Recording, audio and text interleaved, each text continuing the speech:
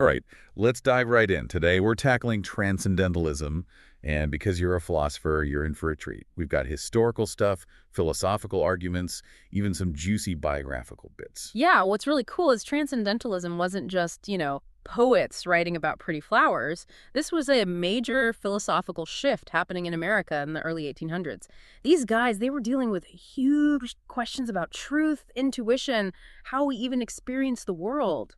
Heavy stuff. It seems like it all started with Unitarianism, right? Oh, At least that's what our sources point to as kind of the jumping off point. Unitarianism was like the liberal religious scene back then. It was a pushback against that strict Calvinism that had been so dominant in early America. So Unitarians, they emphasized reason, human potential, and they believed in one God, not the Trinity. A big departure for the time.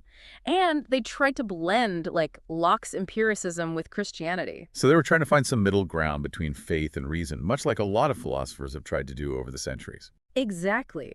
But this blending, this compromise, that's what the Transcendentalists really pushed back against. They wanted a whole new path, not just some middle ground. And that path, surprisingly, seems to be influenced by David Hume. The sources talk about Emerson being fascinated with Hume's skepticism, even testing those arguments out on his very religious aunt. Why is this significant for a philosopher like our listener? Now, this is where it gets really interesting for a philosopher like you. Hume, right? He argued that we can never truly know cause and effect. We just see things happen over and over and assume a connection. Emerson, he found this deeply unsettling, especially when it came to religious belief. It made him wonder, like, if we can't even be certain the sun's going to rise tomorrow, how can we be certain about anything beyond our immediate experience? So Hume's radical doubt, is that what planted the seed for transcendentalism? You could say that, yeah. Hume's skepticism, combined with a growing trend of biblical criticism at the time, it pushed them to search for a different basis for knowledge and belief. They turned to individual intuition, direct experience, a radical move away from blind faith, A&D, just relying on empirical observation. And then, to make things even more complex, you have German idealism entering the American intellectual scene. The sources mention figures like Frederick Henry Hedge and James Marsh bringing these ideas over from Europe. Oh, absolutely. Hedge was key in starting the Transcendental Club. Think of it like a 19th century philosophy club where all these radical ideas were being debated and refined. So what was it about figures like Kant that so resonated with these transcendentalists? Kant's work is super complex, even for a seasoned philosopher. Yeah, Kant's transcendental idealism is definitely dense, but it offered a framework that really clicked with where the transcendentalists were already headed. He argued that the mind isn't just passively taking in information, it's actively shaping our experience through these inherent categories of understanding. So the empirical world is still important, but it's filtered through the lens of our individual perception. So in a way, it was like a philosophical Copernican revolution, shifting the focus from the object to the subject, from the outside world to the world inside our mind. Exactly. They weren't throwing reason out the window, but they were saying, look, just observing things has its limits. Individual insight, intuition, those are crucial ways of knowing too. And this emphasis on individual experience, that's what really set the stage for their social and political critiques. Yeah, our sources definitely highlight their growing unease with things like slavery, the displacement of Native Americans, the Mexican War. If your own intuition and conscience are what matter most, then blindly obeying unjust laws becomes, well, morally impossible. Figures like Emerson and Thoreau, they saw a huge gap between America's ideals and how it was actually behaving. And that pushed them to speak out, even when it meant being ostracized. You can really feel that moral urgency in their writing, this sense that something was deeply wrong at the core of American society. And then, of course, there's John Brown, a figure who took these ideas to a very radical, a very controversial conclusion. John Brown, he was a real lightning rod. He believed that violence was justified to fight slavery, and his actions, the raid on Harper's Ferry, even divided the Transcendentalists themselves. So how did Emerson and Thoreau, these champions of individual conscience, respond to someone like Brown, who acted on his conscience in such a dramatic and violent way? It's fascinating to see how their philosophies wrestled with this real-world dilemma. Thoreau, he passionately defended Brown, called him a, quote, transcendentalist above all. While Emerson was more torn, he admired Brown's courage but questioned whether his methods would actually work.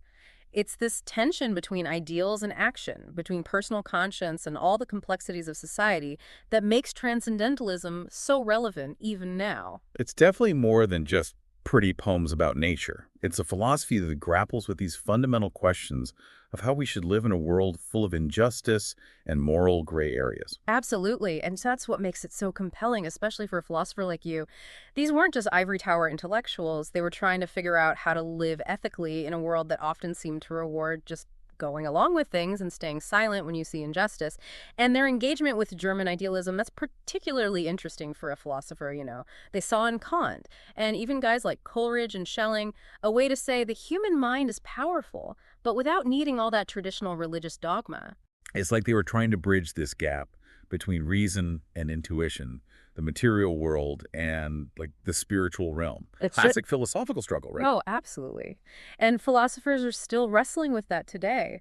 How do we square our subjective experience with what's objectively out there? What role does intuition play in how we understand reality? These are the questions the Transcendentalists were grappling with. And their insights, well, they offer some really valuable perspectives, even for today's philosophical discussions. One thing that strikes me is how they were so individualistic, emphasizing self-reliance and personal experience, but at the same time, super passionate about social justice and reform. How do those two things even go together? You've hit on a really key part of Transcendentalist thought. They believed that for someone to truly be fulfilled as an individual, society as a whole had to be doing well. Injustice and oppression weren't just problems out there, they were roadblocks for everyone's progress, individually and collectively. So it wasn't about escaping the world and creating some isolated utopia. Not at all. True self-reliance for them, that meant being engaged with the world, challenging injustice, and actively working towards a more just and equal society. Their critiques of things like slavery, materialism, conformity, those weren't just abstract ideas, they were calls to action. Their writings are full of these passionate critiques. They seem to have this unshakable belief in humanity's potential to achieve something better. Where did that optimism even come from? They had this deep faith in the power of human intuition, that our moral conscience could guide us to a better future. The idea of an oversoul, a universal spirit that connects everything, that really captures their belief in the inherent goodness and potential for, like, divinity within each person. For them, everyone was capable of spiritual growth and enlightenment. And they definitely weren't afraid to put their beliefs into action, even when it meant going against the grain and being criticized. Like Thoreau refusing to pay taxes to protest the Mexican War and slavery, that was a bold move. Absolutely. Their actions really showed how committed they were to living their philosophy, even when it meant personal sacrifice. They didn't just talk about morality and justice, they felt a moral obligation to act. That willingness to challenge the norm, to walk the walk, that's what makes their philosophy so powerful, even today. I agree. In a world that often feels so cynical and apathetic, the Transcendentalists' belief in individual conscience and the possibility of changing society, that's a pretty powerful antidote. Their writings remind us that each of us has a role to play in building a more just and meaningful world. Their impact on American literature and culture, you can't deny it. Oh, of course. Transcendentalism had a huge and lasting impact on American literature. It shaped the work of writers like Walt Whitman, Emily Dickinson, Louisa May Alcott, just to name a few. That emphasis on individual experience, celebrating nature, exploring themes of self-reliance and nonconformity, you can see that throughout American literature, even in contemporary works. And their influence goes beyond just literature. Their ideas have shaped American art, music, social movements, from the abolitionist movement all the way to the environmental movement. It's amazing to think that a small group of intellectuals in 19th century New England could have such a big impact on American culture. It really shows the power of ideas, especially when they're rooted in a deep commitment to individual freedom, social justice, and trying to find meaning in a world that can often feel kind of empty. Their legacy continues to inspire us to think critically,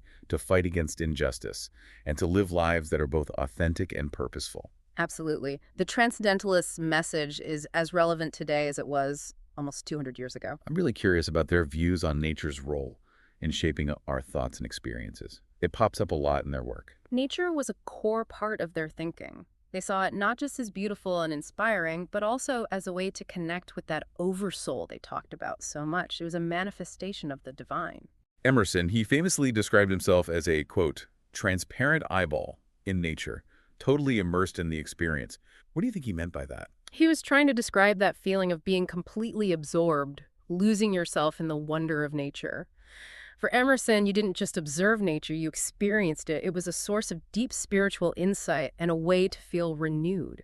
And for Thoreau, nature wasn't just something to admire, it was something to experience firsthand, to live in and learn from.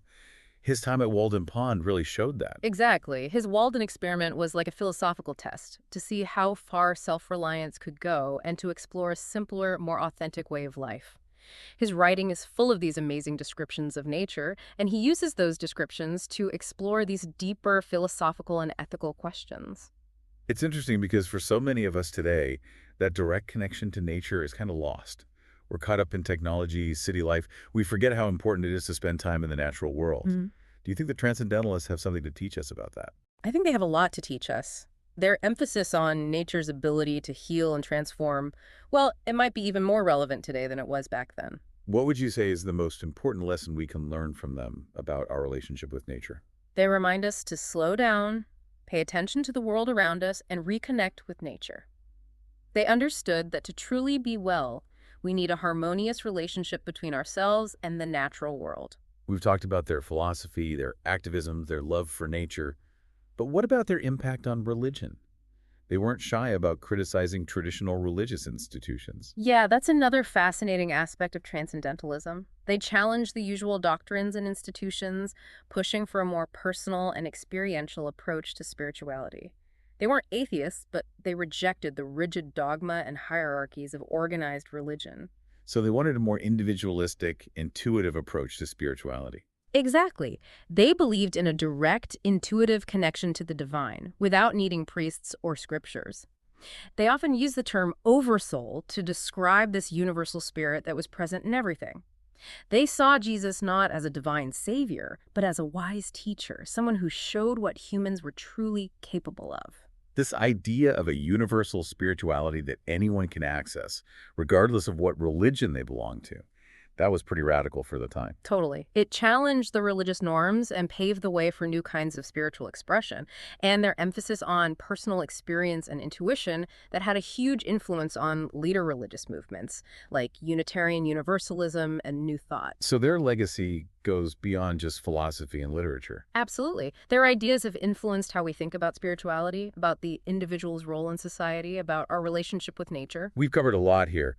For our listener, a fellow philosopher, what would you say are the key takeaways about Transcendentalism? Well, Transcendentalism was a complex movement, touching on a whole range of topics: philosophical, religious, social, political. It was a reaction to the intellectual and cultural shifts happening in the early 19th century, and it offered a unique and lasting vision for creating a more just and meaningful world. So to sum up, they were deeply individualistic, yet super engaged with society. They were critical of traditional institutions, but optimistic about what humans could achieve. They embraced reason, but also valued intuition. And they believed in a spiritual reality that went beyond just the material world. Exactly. They were complex thinkers, wrestling with some of the biggest questions about what it means to be human. And their ideas, they continue to challenge and inspire us today. This has been a really stimulating conversation. I feel like I understand the complexities and nuances of transcendentalist thought much better now. I'm glad to hear that. It's a fascinating subject that deserves a lot of thought and study. And I think it's especially relevant for philosophers today, because we're dealing with many of the same questions about the nature of reality, the role of intuition, and the relationship between individuals and society. Absolutely. The Transcendentalists offer a really rich and nuanced perspective on these big philosophical questions that never really go away. You know, one thing that sticks with me is their emphasis on living a deliberate and authentic life. Yeah, that's a central theme in their work. They believed everyone had a unique purpose to fulfill, and that living in line with that purpose was essential to a meaningful life. They encouraged us to question societal norms, trust our gut feelings, and find our own path, even if it's different from what everyone else is doing. Exactly. They reminded us that real fulfillment doesn't come from fitting in with everyone else's expectations, but from listening to your own inner compass. And that's a message that's timeless. It applies to everyone. I completely agree. It goes beyond 19th century America and speaks to something fundamental about being human. What are your thoughts on their views on education? I know they had strong opinions about how education should work and what its goals should be. Their ideas about education were actually pretty progressive for their time. They thought education should be more than just memorizing facts. They saw it as a process of self-discovery and personal growth, something that should encourage critical thinking, creativity, and a love of learning. It sounds like they were pushing for a more holistic approach to education, something that nurtures the whole person, not just their intellect. That's a great way to put it. They also emphasize learning from experience and from nature, not just from books. They thought of nature as this vast classroom full of lessons about life, beauty, and how everything is connected. And they believed that real education should prepare people to be active citizens, able to make society better. Yeah, they saw education as a tool for social progress, a way to build a more just and equal world. I think their views on education are still relevant today, hmm especially now when education is often seen as just a way to get a good job. I agree. The Transcendentalists remind us that education should be about more than just getting a job. It should be about developing the whole person, encouraging a love of learning, and preparing people to be thoughtful, compassionate, and engaged citizens.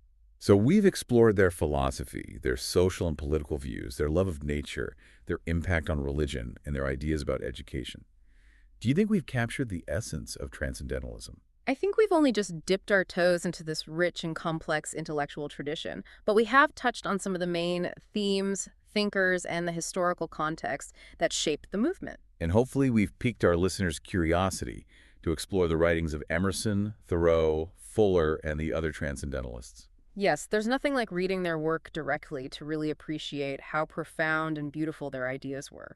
I have one last question before we wrap up this part of our deep dive. Considering how much Transcendentalism influenced American thought, what would you say is its most lasting legacy? That's a great question. I think their most enduring legacy is the unwavering belief in the power of the individual to shape their own destiny, but also the course of history. The Transcendentalists reminded us that we're not just passive observers, but active participants. We can make choices that matter, and we can help build a more just and meaningful future. That's a powerful message, and one that's just as relevant today as it was back then. Absolutely. And it's something we all need to hear, especially in a world that can feel overwhelming, like things are beyond our control. Well said. We'll be right back after a short break to continue our exploration of Transcendentalism. Okay, we're back and ready to wrap up our deep dive into Transcendentalism. It's been a fascinating journey so far, really exploring the depths of this movement. It has. And it's always great to explore these rich philosophical ideas, especially with a fellow philosopher like yourself. As we start to wind down, I want to leave our listeners with a thought-provoking question. Thinking about the Transcendentalists' emphasis on individual intuition and conscience, how could those ideas be applied to the ethical and political debates we're having today? That's a great question, and one that really gets to the heart of why Transcendentalism is still relevant. These thinkers, they were so engaged in the social and political issues of their time, always pushing for a better world. So how could their ideas inform how we approach modern problems like climate change, social justice, or political polarization? Well, they remind us that individual conscience and moral responsibility are paramount. They believe that we each have a duty to act according to our own inner compass, even if it means challenging the status quo or facing unpopular opinions. So it's not just about blindly following rules or accepting authority, but about using critical thinking and making our own ethical decisions. Exactly. For the Transcendentalists, true morality came from a deep understanding of your own values and principles. They encouraged people to act on those values, even when it's hard. They also stressed how interconnected everything is, both in nature and in human society. Right. Their idea of the oversoul suggests this unity that goes beyond our individual differences, connecting us all on a deeper level. And that has huge implications for how we deal with social and political issues. It encourages us to see ourselves as part of this bigger web of relationships with responsibilities to each other and to the planet. In a world that feels increasingly divided, the Transcendentalists offer this vision of unity and interconnectedness. They remind us that our actions have consequences that reach far beyond ourselves, affecting others and the environment we live in. Exactly. They challenge us to think beyond our own self-interest and consider the bigger picture of our choices. It's not just about what's in it for me, it's what kind of world am I helping to create? And they remind us how important it is to connect with nature, for inspiration, for renewal, and for ethical guidance. Their writings are full of vivid descriptions of nature. They didn't see nature as just a pretty backdrop. It was a reflection of the divine, a source of wisdom and moral insight. They believed that spending time in nature could foster wonder, humility, and a deeper understanding of our place in the universe. And in our modern world, dominated by technology and city life, that message is probably even more important than ever. They encourage us to slow down, pay attention to the world around us, and rediscover nature as a source of both beauty and ethical guidance. This has been such a thought-provoking deep dive into transcendentalism. I feel like we've only just scratched the surface, but I hope we've given our listeners a solid starting point for further exploration. I agree. The Transcendentalists were such complex and nuanced thinkers, and their ideas still spark debate and inspire new ways of thinking. I encourage you to dive into their writings and see for yourself how rich and relevant their thoughts are, even today. And on that note, we'll wrap up this deep dive. Thanks for joining us, and until next time, keep those minds curious and those ideas flowing.